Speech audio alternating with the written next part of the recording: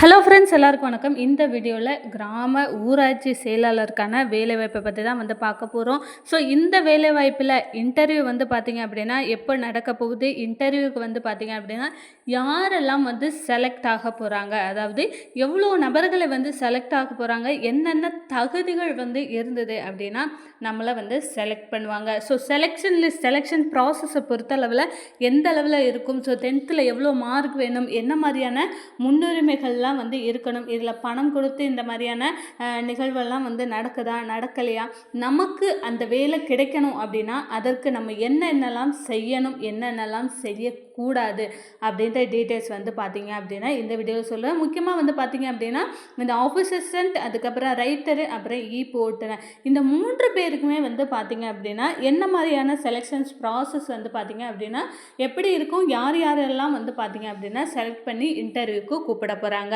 அப்படின்றத நம்ம one by ஒன்னாக பார்க்கலாம்.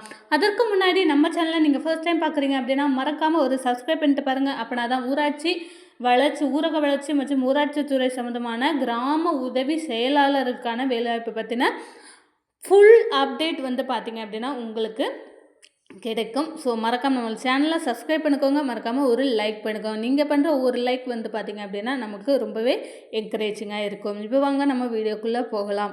கிராம ஊராட்சி செயலாளர், அதாவது பஞ்சாயத்து செக்ரட்டரி, இந்த பஞ்சாயத்து செக்ரட்டரி வேலைக்கு நண்பர்களை எப்படி பார்த்தீங்க அப்படின்னா நம்மளை செலக்ட் பண்ண போகிறாங்க, நம்மளுடைய மார்க்கை மட்டும் வச்சு செலக்ட் பண்ணுவாங்களா, நம்மளுடைய முன்னுரிமைகளை வச்சு செலக்ட் பண்ணுவாங்களா, செலெக்ஷன் ப்ராசஸ் பார்த்தீங்க அப்படின்னா எப்படி இருக்க போகுது அப்படின்றது தான் பார்க்க போகிறோம்.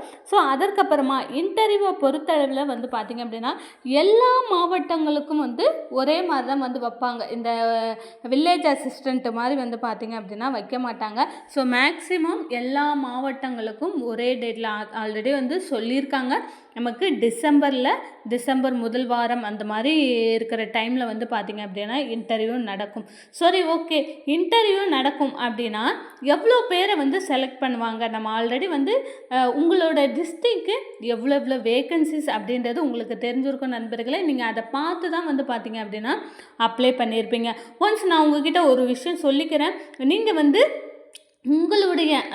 உங்களுடைய மாவட்டத்தில் நீங்கள் அப்ளை பண்ணீங்க அப்படின்னா உங்களுக்கு முன்னுரிமை கிடைக்கும். நீங்கள் மற்ற மாவட்டங்கள், அதாவது ஒரு மாவட்டத்தில் நீங்கள் உங்கள் மாவட்டத்துக்கும் அப்ளை பண்ணி நீங்கள் மற்ற மாவட்டத்துக்கும் நீங்கள் அப்ளை பண்ணீங்க அப்படின்னா இன்டர்வியூ ஒரே டேட்டில் வச்சாங்களாம் உங்களால் அட்டன் பண்ண முடியாது.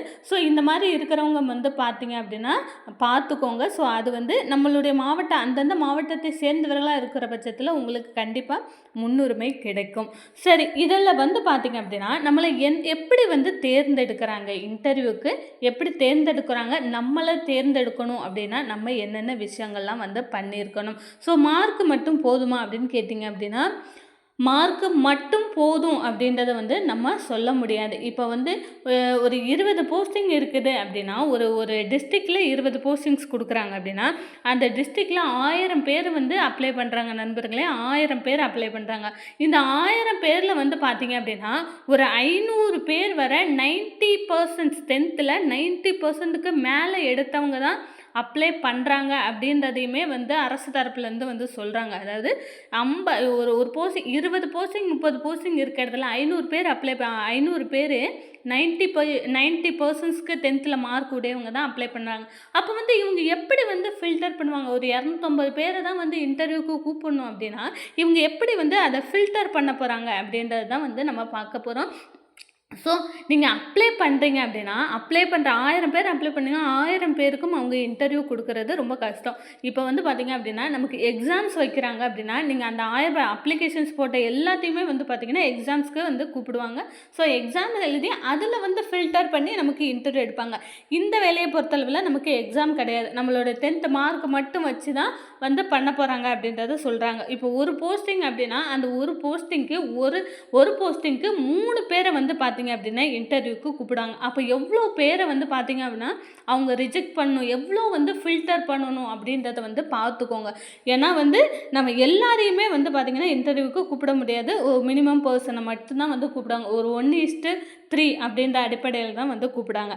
ஸோ அப்போனா என் பேரை நான் அதில் வர வைக்கணும் அப்படின்னா நம்ம என்ன செஞ்சுருக்கணும், எப்படியெல்லாம் இது பண்ணணும் அப்படின்னா ஃபஸ்ட்டு நீங்கள் அப்ளை பண்ணும்போதே நீங்கள் ஆல்ரெடி அப்ளை பண்ணிட்டீங்க, உங்களுடைய கம்யூனிட்டிக்கு வந்து பார்த்தீங்க அப்படின்னா உங்களுக்கு வேக்கன்சிஸ் அதிகமாக இருக்குது அப்படின்றத பாருங்கள். வேக்கன்சிஸ் அதிகமாக இருக்குதா இல்லையா அப்படின்னு. இல்லை வந்து நீங்கள் விமனாக இருக்க பட்சத்தில் ரிசர்வேஷன்ஸ் கேட்டகரின்னு கொடுத்து நமக்கு விமென்ஸுக்கு மட்டும் சில கேட்டகரி கொடுத்துருக்குறாங்க. ஸோ அந்த மாதிரியும் கூட வந்து அதுலக்குள்ள கொஞ்சம் வாய்ப்பு இருக்குது. இப்போ வந்து நீங்கள் 90% மேலே நீங்கள் எடுத்துருக்குறீங்க, இப்போ 480 490 மார்க் எடுத்துருக்குறேன் அப்படின்ற பட்சத்தில் கிடைக்கிறதுக்கு வந்து சான்ஸ் இருக்குது. ஏன்னா 85% வந்து பார்த்திங்க அப்படின்னா அது. ஸோ மார்க்கை மட்டும் வச்சு தான் வந்து நம்மளை வந்து இன்டர்வியூக்கு கூப்பிடுவாங்களா அப்படின்னு கேட்டிங்கன்னா 500 பேர் வந்து 90%க்கு மேலே வந்து மார்க் எடுத்திருக்காங்க, 490க்கு மேலே எடுத்துருக்குறாங்கன்னு வைங்க. அப்போ வந்து அந்த 500 பேரையும் இன்டர்வியூக்கு வந்து கூப்பிட முடியாது. ஸோ அதுலேயும் வந்து ஃபில்டர் பண்ணுவாங்க. என்ன ஃபில்டர் பண்ணுவாங்க அப்படின்னா, ஃபஸ்ட்டு நம்ம கம்யூனிட்டி வைஸ் நமக்கு வந்து எவ்வளோ மார்க் இருக்குது, நம்ம கம்யூனிட்டியில் இந்த கம்யூனிட்டியை சேர்ந்தவங்க இந்த மாவட்டத்தில் யார் வந்து ரொம்ப அதிகமான மார்க் எடுத்துருக்குறாங்க அப்படின்றத வந்து ஒரு லிஸ்ட் பண்ணி அந்த அப்ளிகேஷனை தனியாக வைப்பாங்க. ஸோ அதிலிருந்து வந்து பார்த்திங்க அப்படின்னா இன்னும் ஃபில்டர் பண்ணக்கூடிய ஒரு விஷயங்கள் என்ன அப்படின்னா முன்னுரிமை. இதுதான் வந்து பார்த்திங்க அப்படின்னா பெரிய ரோல் வந்து இதுதான். நீங்கள் முன்னுரிமை என்ன மாதிரியான முன்னுரிமைகளை நீங்கள் கொடுத்துருக்குறீங்களோ அதுக்கு தக்கனதான் வந்து பார்த்திங்க அப்படின்னா நீங்கள் இன்டர்வியூக்கு செலக்ட் ஆகிறீங்களா செலக்ட் ஆகலையா அப்படின்றத வந்து அவங்க சொல்ல முடியும். இன்டர்வியூவை முன்னுரிமையை பொறுத்தளவில் நமக்கு தமிழ் வழி கல்வி அதுக்கும் ஒரு ஃபர்ஸ்ட் ப்ரையாரிட்டி கொடுப்பாங்க. அதுக்கப்புறம் முதல் தலைமுறை பட்டதாரி இவங்களாம் இருந்தாலுமே ஃபர்ஸ்ட் ப்ரையாரிட்டி கிடைக்கும்.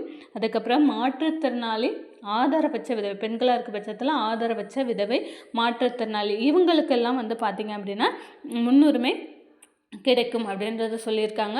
ஸோ அது மட்டும் இல்லாமல் நம்ம கவர்மெண்ட் ஜாப்னாலே நிறைய முன்னுரிமைகள் இருக்குது. கலப்பு திருமணம் செய்தவர்கள், அதுக்கப்புறம் வந்து பார்த்திங்கன்னா லோவர் விஷன்ஸ், அப்புறம் நம்மளுடைய கொரோனாவில் தாய் தந்தை இழந்தவங்க, அப்புறம் வந்து பார்த்திங்க அப்படின்னா ஆதரவற்ற இல்லங்களில் வாழ்ந்தவங்க, இந்த மாதிரி, அப்புறம் முன்னாள் இராணுவத்தினருடைய பிள்ளைகள், இந்த மாதிரியான ஏதாவது ஒரு முன்னுரிமைகள் இருக்குது அப்படின்னா உங்களுக்கு மார்க்கும் அதிகமாக இருக்குது, 10th மார்க்கும் உங்களுக்கு அதிகமாக இருக்குது, அதே சமயம் இந்த மாதிரி ஏதாவது ஒரு முன்னுரிமையும் இருக்குது அப்படின்ற பட்சத்தில் நீங்கள் இன்டர்வியூக்கு செலக்ட் ஆகிறதுக்கு அதிகப்படியான சான்ஸ் வந்து பார்த்திங்கன்னா இருக்குது. ஸோ என்னோட மார்க்கும் வந்து பார்த்திங்க அப்படின்னா 400க்கு கீழே தான் மார்க் இருக்குக்கா, என்கிட்ட எந்தவித ப்ரையாரிட்டியும் கிடையாது, வெறுமனே பிஎஸ்டிஎம் மட்டும்தான் இருக்குது, 400க்கு கீழே தான் என்னோட 10th மார்க் அப்படின்னா உங்களோட செலக்ட் பண்ணுறதுக்கான சான்ஸ் வந்து பார்த்திங்க அப்படின்னா கொஞ்சம் வந்து குறைவாக இருக்கும். ஸோ எவ்வளோ பேரை செலக்ட் பண்ணுறாங்க அப்படின்றத பொறுத்து தான் வந்து பார்த்திங்க அப்படின்னா நம்ம செலக்ட் ஆகுமா ஆகாதா அப்படின்றது தெரியும். ஸோ மேலும் இந்த ஊராட்சி செயலாளர் சம்மந்தமான ரெகுலர் அப்டேட் உங்களுக்கு தெரிஞ்சுக்கணும் அப்படின்னு வச்சிங்கன்னா மறக்காமல் நம்மளுடைய சேனலை ஒரு சப்ஸ்கிரைப் பண்ணுங்கள். இந்த வீடியோ உங்களுக்கு பிடிச்சிருந்தால் ஒரு லைக் பண்ணுங்கள். உங்களுக்கு ஏதாவது டவுட் இருந்தால் கமெண்ட் செக்ஷனில் கமெண்ட் பண்ணுங்கள். தேங்க்யூ.